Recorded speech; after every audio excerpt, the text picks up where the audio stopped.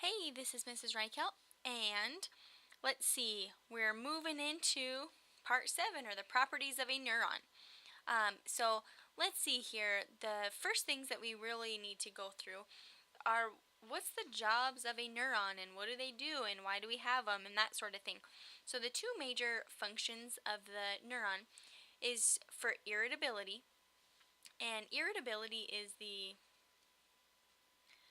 ability to respond to a stimuli. Okay, and the second one is conductivity, and conductivity is the ability to transmit an impulse.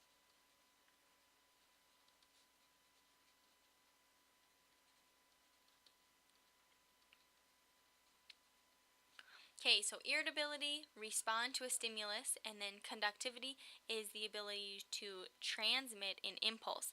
And so this directly takes us into the nerve impulses. So in this section, let's see, we have 4 major steps. Now this is, if you remember chapter 6, when we talked about, it was right before we went into the sliding filament theory, but it's really where we were talking about how we go from an axon terminal across the synaptic cleft to whatever it is that we're going to look at. And we were looking at a muscle fiber. Okay, so this is kind of the same sort of thing, except for we're going to condense it a little bit. So there are 4 major steps in the transmission of a nerve impulse. The first thing that you have are resting neurons. Basically what that means is the plasma membrane is at rest.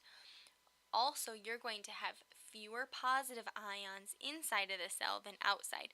So I've drawn a bunch of sodiums on the outside and a couple of potassium ions on the inside. So you may want to actually go through and draw a little picture next to this so you know what it looks like. So then what happens is we have depolarization.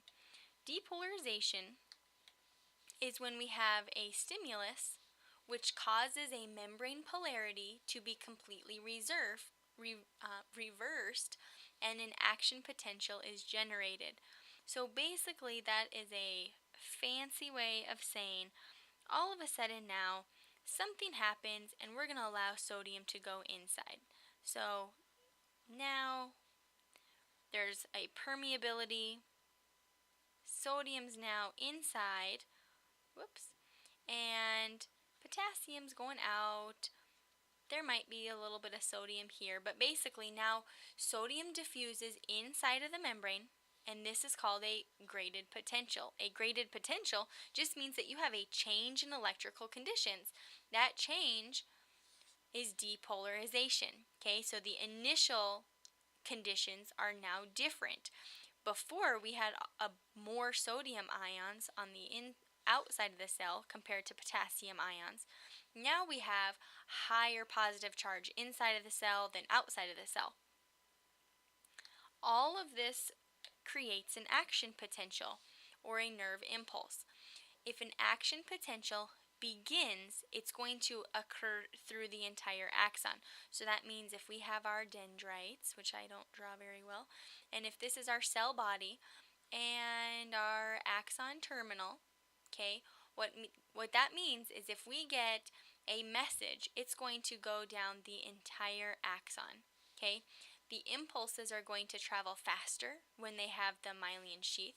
So if these have the sheaths around them, it's going to, almost like it skips a couple of them, it's just going to go way faster. And this is also going to allow for the exchange of ions, which initiates an action potential in a neuron. The last thing that happens is repolarization. Basically, our last picture, we had a bunch of sodium ions, and I'm not going to draw the ions because it takes me longer. Well, maybe I will. Okay, so we have sodium here, and then we have a little bit of potassium. So we have a higher positive charge on the inside of the cell. Now it's saying in order to repolarize, we need to fire up the sodium-potassium pumps. Okay, once we turn on the sodium-potassium pumps, then all of a sudden we are going to have our original resting